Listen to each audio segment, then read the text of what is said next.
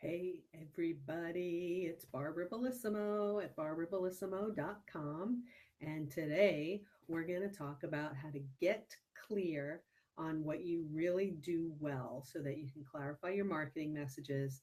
And I have a quick and easy way for you to do that. It'll take you less than 5 minutes of your own effort to do it, and probably a week at the most for you to get some feedback on it. Um, Wanted to let you know that I'm coming to you today from Doubletree Suites in Dayton, Ohio. And if you're watching me now, say hi in the comments so I can say hi back. So the internet is a little squiggly, so you might see me break up. It's not as speedy or as wonderful as we would like.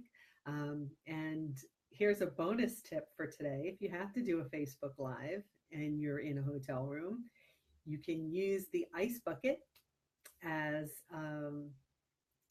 a thing to raise up your computer screen so it's the right height if the desk is too low. And I posted a picture of that. So, as entrepreneurs, we need to be flexible and make sure that we know what we're doing. We've got everything we need to go live and talk to our peeps. So here we are. The link to the worksheet that goes along with this quick lesson is over in the comments. Again, if you're here and you're watching live, say hi so I know you're here. Otherwise, we're just going to go ahead and get started. Again, we're talking today about how to get clear on what you do really well so that you can be more focused and stop wasting so much time trying to figure out how to talk about what you do and who you are and what you bring to the party. Um, so, how can you feel confident if you have no idea or perhaps too many ideas about what it is that you do really well? And I've worked with many, many women entrepreneurs who have a really hard time focusing in on one, two, three things that they do really, really well, which leads to mushy marketing messages. One day they're talking about how wonderfully they are organizers or time managers, and the next day they're talking about how creative they are, um, and the third day they're talking about some other great thing that they do. Now, I'm not saying you don't have all these great qualities and you may not do more than one thing well. You certainly can, and I know that you do. We all do.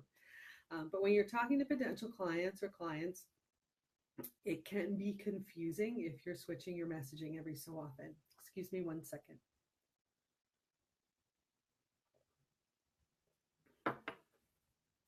So these women entrepreneurs that I've been working with, who are sort of all over the map, their messaging is a little unclear, it's squishy, it's hard for their target market to find them and to understand how they can help them. So, the first thing I want to tell you is that you will wear yourself out if you don't focus.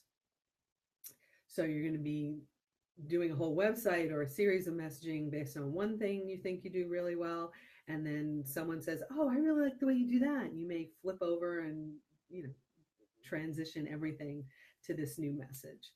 So it's a time waster. It sucks up a lot of energy, and it's confusing not only to you when you're trying to do elevator pitches or talk to people really quickly about what you do and what you do well. It's confusing about people who are looking for what you do really well. The second thing I want to share with you is that what you think you do really well isn't the important thing. We've all heard perception is reality. So it's about what other people think you do really well. You may think that you are great at one thing, and you very well may be, but what people see from you and what they appreciate about you may be something completely different. For example, I've had people tell me that I'm really good at details. I don't think I'm good at details because I really don't enjoy being good at details. But I've had a lot of people say, you're really good at digging down into the nitty gritty of things, or to helping me see the nitty gritty of things. So that's something I try and incorporate when I'm working with folks that I wouldn't normally think of for myself. So you may have some of those things as well. What you think you do really well, what other people think you do really well, you may enjoy doing. It may not be your passion, but you can make that decision once you get a little bit more clear on what you're doing. That's great, and what people really appreciate about you. There are certain things that people appreciate about me that I don't enjoy doing, but that I mention. I don't put it at the forefront of my messaging, but I do include it because I know that it's important to folks. So, how do you quickly and easily get clear on what it is you do really well? And I'm going to tell you right now, ask 3 people. Ask 3 people. Don't worry about it being balanced. Don't worry about also asking them, well, what do you think I need to work on? Hey, Stephanie, I just saw you pop up. Thanks for being here. I'm glad you're here. Um, you can grab the worksheet from the comments if you'd like to follow along. Otherwise, you can always grab it later, or I'll send it back out to you later on. But I'm glad you're here. Thanks for joining. We're talking about how to get clear on what you do really well. And we're talking about the need to focus. You waste a lot of time and energy if you're trying to address and include everything that you think you do really well all in one shot. It's important for you to get an outside perspective. Perception is reality. So what people think you do really well is what you should be playing up, and because that's something that they're looking for you. And then I'm encouraging folks, and there's an email template in the worksheet, to ask 3 people what they think you do really well. It doesn't have to be a big formal thing. It doesn't have to be a balanced performance review.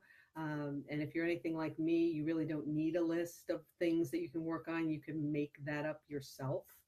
But just pick 3 people that you like, and who know you pretty well. They could be clients, they could be friends and family members if you're just growing your business. You'd be surprised at the insight you'll get from friends and family who you may think know you really well, or you may think have one opinion of you. But you'd be surprised at that kind of feedback. So you download the worksheet. There's an email template in there. It's basically 2 or 3 sentences. Hey, I'm working on narrowing my focus in my target market. Can you hit reply and shoot me 2 or 3 sentences about what you think I do really, really well? And you will be amazed at how easy it is for you to get this feedback. People don't think it's imposing. People are always glad to give positive feedback. It's hard when I get asked to give negative feedback.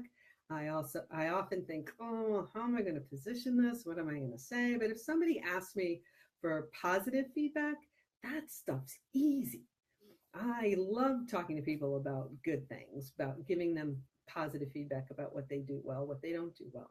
So you'll be surprised at how quickly the responses come back. You'll be surprised at some of the things you hear. Most of it will be validating. Most of it you'll know already, but it will give you an opportunity to focus and narrow that long list of things, the good qualities you have, the things you bring to the table, narrow that down to 2 or 3 that you should be focusing on in your marketing messaging. And once you do that, once you take that bright, shiny object syndrome off the table, a friend of mine was doing a Facebook Live earlier today about bright, shiny objects. And I was like, oh, yes. But once you take that off the table, then you gain back a lot of time and energy for yourself, because you're not trying to fit everything into every marketing message. You've got the 2 or 3 that you're focusing on that you know are important to people.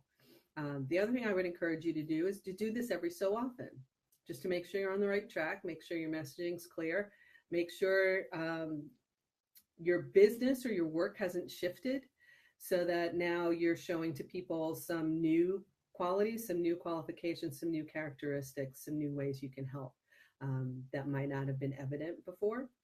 So as your market evolves, as your client base evolves, your work and your response to them and your support of them is going to evolve. So it's important to do this every so often. I try and do it every year. Maybe as you're growing and things might be changing in your business, you might want to do it every 6 months. But yeah, here it is, 5 minutes. You'll get the feedback in less than a week. So even if you didn't have a clue how to respond if I asked you what you do really well, in 5 minutes of your time, in less than a week for people to get back to you, you will know what you do really, really well. You'll have a focus, you'll be able to more accurately target your market, and more importantly, you can enjoy this positive feedback that you get from people. Pat yourself on the back a little bit and celebrate what you do really, really well. Celebrate, hey, these people think I am awesome at this.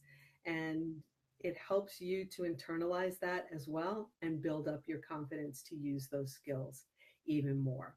So, again, download the worksheet. If you're watching this not live, download the worksheet and it's in the comments, and you can follow right along as the video unfolds. Thanks for being here. Thanks for watching right now. I'll be back in a week or so with another quick and easy tip. So again, it's Barbara Bellissimo at barbarabellissimo.com. This has been Get Clear on What You Do Well, even if you don't have a clue. Grab the worksheet, pop back into the comments. I'll be popping back in every day or so just to check out if there's questions or additional comments folks have. Great to see you too, Stephanie. Thanks so much. And I will see you again soon. Bye.